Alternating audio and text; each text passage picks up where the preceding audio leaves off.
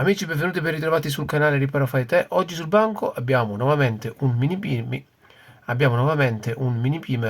a marchio Mulinex modello DD655. In un video precedente abbiamo già trattato un prodotto del genere con il difetto sui pulsanti. In questo caso questo prodotto qua invece si accende, come potete notare amici, ecco qua, ma non funziona, cioè non si avvia proprio il mini pimer. Andiamo a smontare il prodotto e a verificare qual è il problema. Ecco il mini pimer smontato, andiamo a fare un piccolo check sui componenti giusto per capire se c'è qualcosa di interrotto o no. Allora, tester in modalità diodo. Allora, misuriamo questo qui prima, questo piccolo diodo posizionato qui sotto, ed è ok. Sì, ci siamo. Poi c'è questo diodo Zener posizionato qui,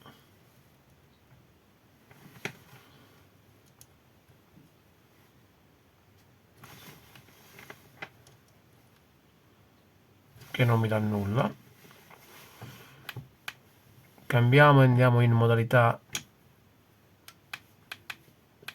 ohm, misuriamo questa resistenza posizionata qui sotto, che è questa qui.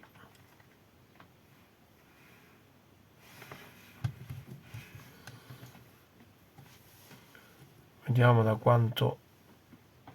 147 kOhm, ed è giusto perché è marrone, verde, giallo e oro, e ci siamo. Poi un attimino controlliamo gli switch, verifichiamo che non siano rotti. Allora, tester in modalità continuità.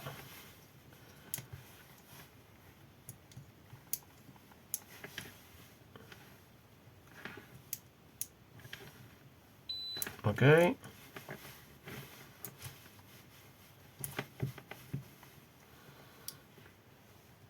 ok, quindi gli switch sono ok. Poi qui sotto abbiamo 5 resistenze SMD e li andiamo anche a misurare. Quindi abbiamo già un sospettato che è il diodo Zener, visto che non avevamo nessun valore. Allora, resistenza, ecco qua in ohm, resistenza da 103 smd, vediamo il valore.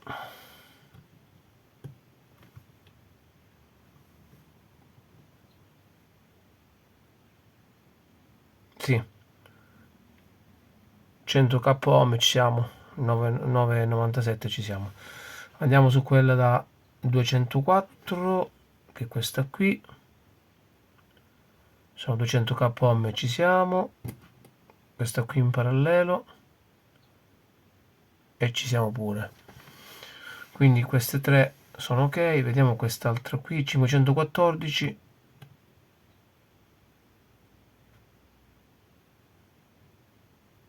ed ha un valore di 254 kOhm, ma dovrebbe essere di 500 kOhm.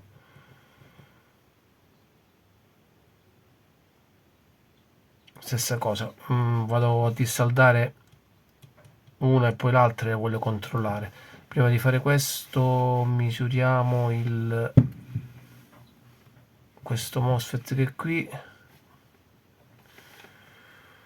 Andiamo in modalità cicalio, andiamo sui pin, vediamo se sono in corto. No, sono ok.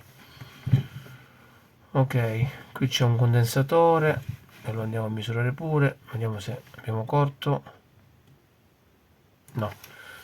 Allora, attualmente i sospettati sono queste due resistenze SMD più il diodo Zener. Andiamo a togliere dalla scheda e a testarli. Allora, ho smontato le due resistenze e il nostro diodo, che poi è un DB3 un diodo che trasmette in entrambe le direzioni la corrente. Vediamo un attimino, misuriamo prima le resistenze, vediamo se sono KO. Andiamo.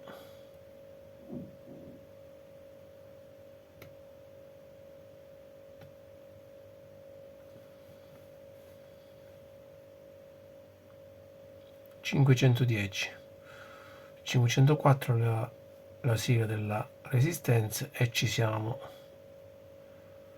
510 kΩ, sono entrambe buone resistenze. Misuriamo il nostro dB3.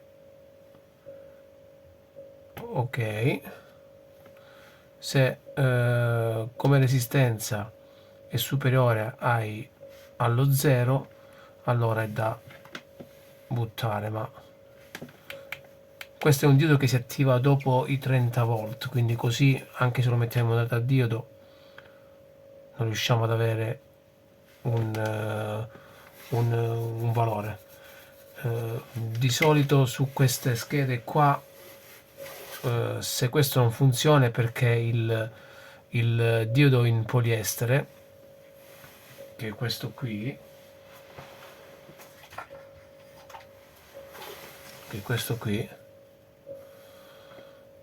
non manda l'impulso al nostro diodo, quindi vado a sostituirlo.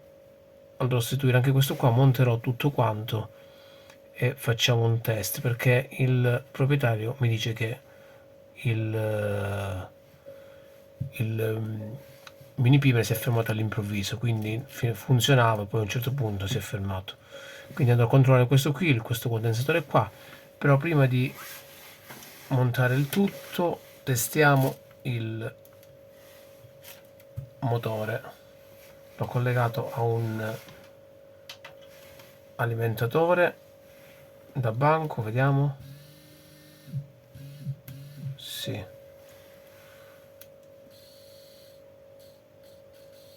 sì, il motore funziona perfettamente. Quindi andiamo a rimontare le resistenze del diodo e andiamo a togliere invece questo, il nostro condensatore in classe X2 da 0,68 microfarad, 275 volt.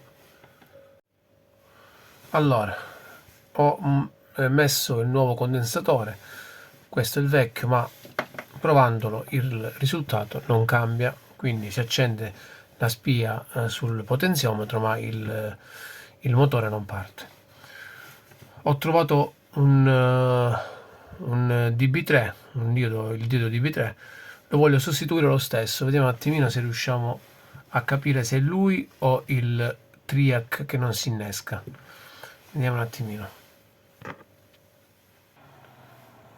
Questa tipologia di diodo, cioè il diodo DB3, non ha una polarità, quindi anche se lo invertiamo non succede nulla.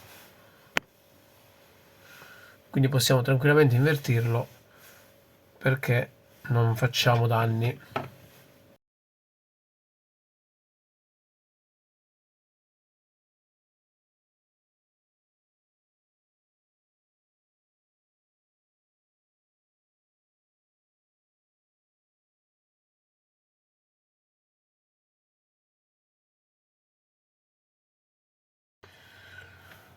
Allora andiamo a testare nuovamente il nostro mini primer.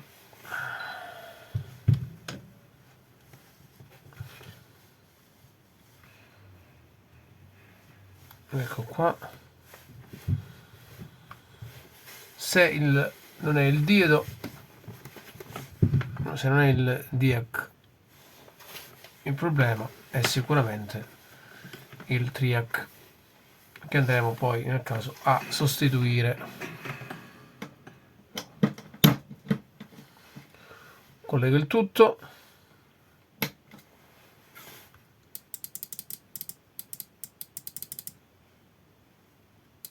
No, il problema persiste, quindi andiamo a sostituire anche il triac. Allora amici, dopo aver sostituito il triac che all'apparenza sembrava buono, dopo aver fatto un bel po' di prove sulla nostra scheda. Ora il nostro mini pimer parte. Mi raccomando, quando fate queste prove, fatelo riponendo tutti i componenti nel loro alloggio, in modo tale da non prendere la corrente, perché qui ci sta la 220. Quindi fate attenzione. Io utilizzo adesso un pennarello per isolarmi dalla 220. Accendo il mini primer, ho messo un po' di scotch qui, un po' di nastro isolante per farvi vedere che il motorino ruota. Do corrente e premo il pulsante. Ecco qua. Ora vado a rimontare il tutto e lo riproviamo di nuovo. Allora amici, abbiamo rimontato il nostro mini primer, come potete vedere. Andiamo ora a testarlo nuovamente.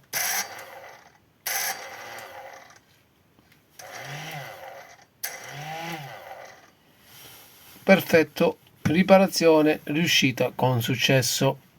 Come sempre, se vi è piaciuto il video lasciate un like, iscrivetevi al canale, commentate e ci vediamo al prossimo video.